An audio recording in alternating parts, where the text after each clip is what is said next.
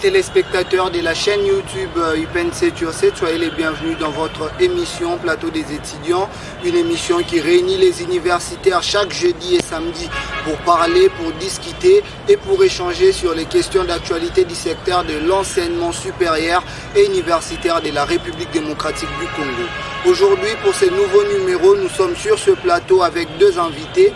Il s'agit de Patricia Mbayi qui vient de l'université de Kinshasa. Patricia Mbayi, elle est étudiante en entrepreneuriat. Patricia Mbayi, soyez la bienvenue sur ce plateau. Et l'autre invité vient de l'Université pédagogique nationale. Il s'agit de Espoir Mbayo, chef de promotion des étudiants en première année de licence au département d'économie. Espoir Mbayo, merci d'avoir répondu encore une fois présent à notre invitation. Merci, plaisir de partager. Avec ces deux invités, fidèles téléspectateurs, nous allons parler sur l'importance et les rôles des étudiantes pendant cette période du coronavirus. Quel est le rôle des étudiantes en cette période du coronavirus? Quelle est leur importance? Elles servent à quoi pendant cette période de la pandémie? Vous aurez les réponses à toutes ces questions avec nos deux invités juste après cette courte pause.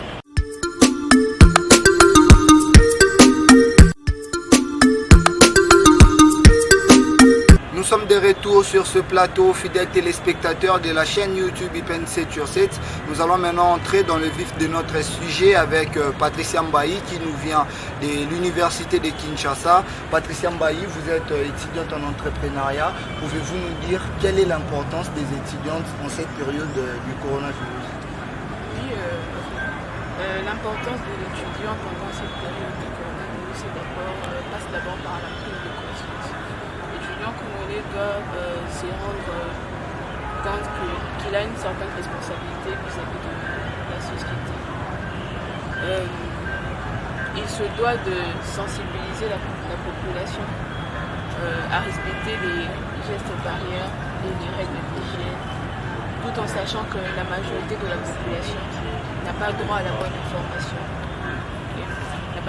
information. Alors celui-ci se doit de sensibiliser, de conscientiser la population pour se protéger lui-même et protéger les autres.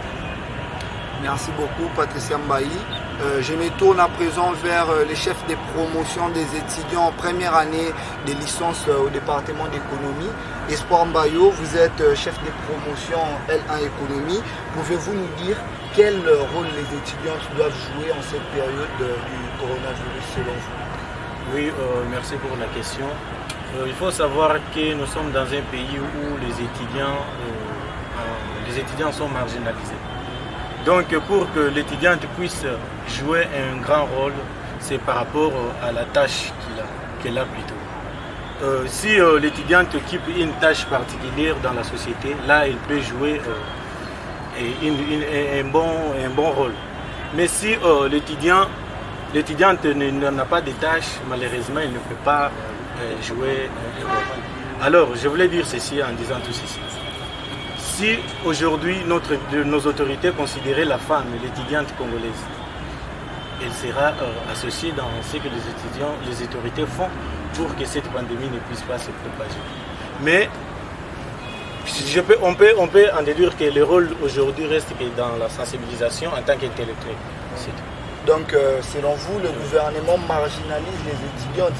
Elles ne sont pas vraiment, elles ne sont pas intégrées dans des projets, elles ne sont pas intégrées dans des sociétés ou comment? Oui, pas seulement les étudiantes. Tous les étudiants ne sont pas tellement considérés dans notre pays.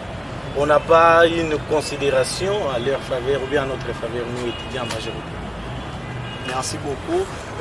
Je me tourne à présent vers vous venez de l'université de Kinshasa, vous êtes étudiante en entrepreneuriat. Vous savez qu'après les études, l'emploi est très difficile en République démocratique du Congo. Selon vous, comment les étudiantes peuvent s'organiser pour ne pas être des chômeurs après leurs études? Moi, je pense que la vie ne se limite pas seulement à l'emploi.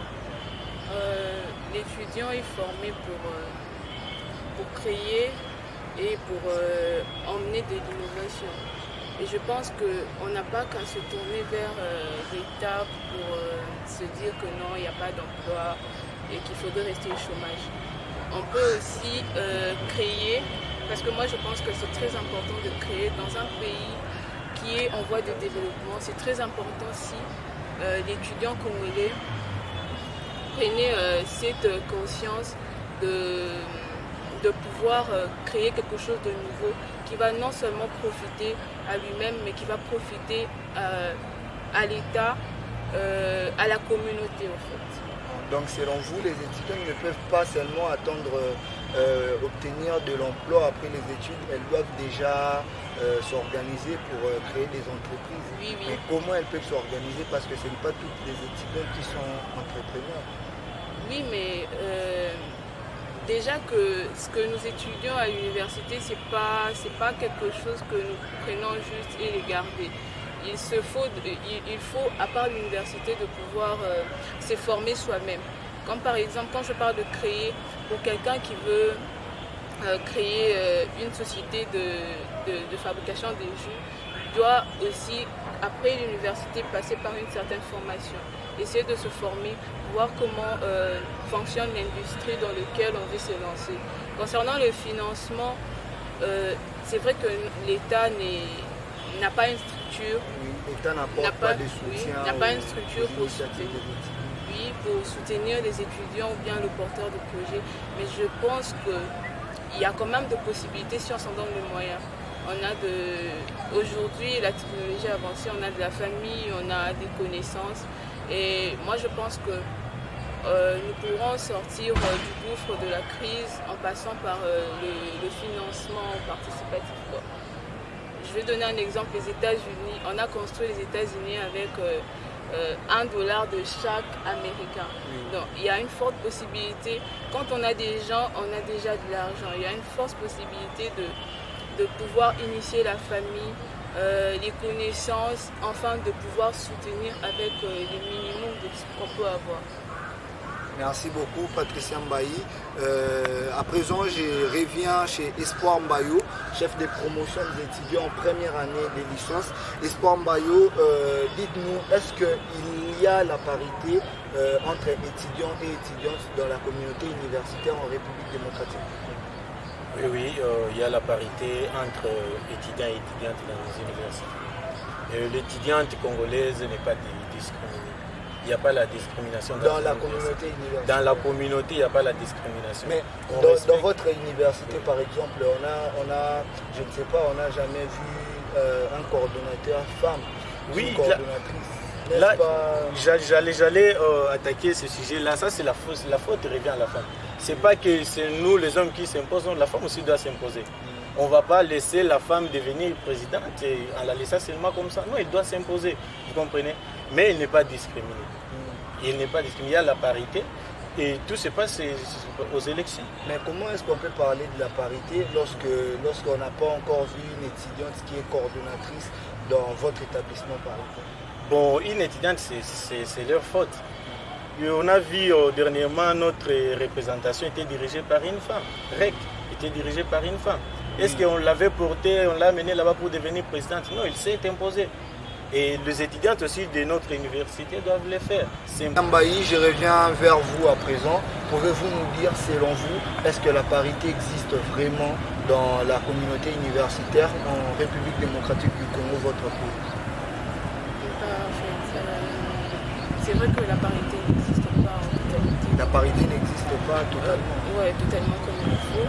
Sauf qu'il ne se doit pas à la femme d'attendre que qui que ce soit vient le tendre la main ou que le gouvernement vient le tendre la main pour chercher à s'épanouir ou bien arriver